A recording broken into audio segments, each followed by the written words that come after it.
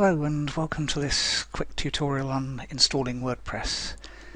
Before you actually do install WordPress, there's a couple of things you need to do. The reason for that is that WordPress is very popular. It's reckoned that around about 1 in every 6 news websites are using WordPress. In turn, that means it attracts hackers. If you remember, back a year or two ago, Apple were claiming that the Mac never got hacked. Well, the reason for that was that it wasn't big enough in the market share, and as soon as they started increasing the market share, hackers and virus writers and spammers and all sorts of things found it worth writing stuff for Apple, whereas before it wasn't worth the effort. Same goes for WordPress. Because it's popular, it just attracts people, and because there's so many sites, the law of averages says that they can get into at least some of them, especially if you're careless. So, a couple of things that you can do to basically reduce that dramatically. First is don't use admin as your username. Chances are, whatever installation thing you do, it may well prompt you and say admin. Because you're an administrator, it makes sense, but because it's the default, it probably means that, well, I guess 80 or 90% of WordPress sites use it. Some of my early ones do, but I've learnt since. And it just dramatically reduces the chances, because what will happen is the hacker will try admin, it will try a few simple passwords, and then they'll go on.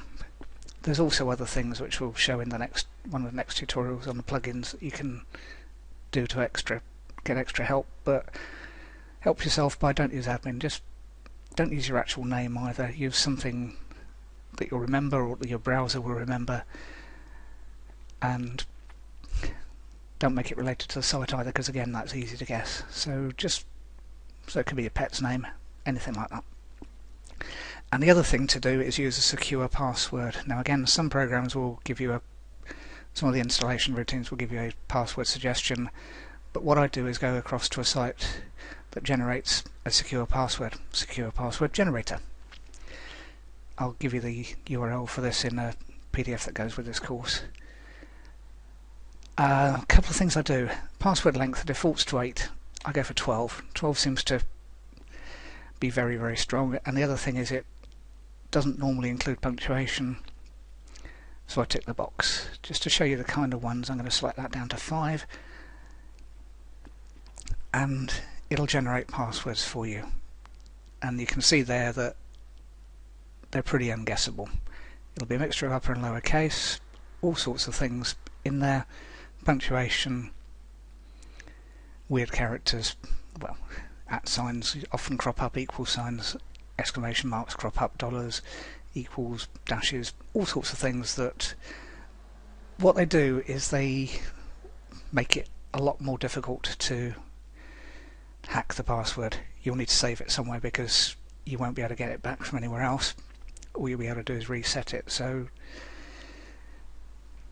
that's what I do before I do any WordPress installation. I choose a username that isn't admin and go to random secure password generator and generate a free password to use.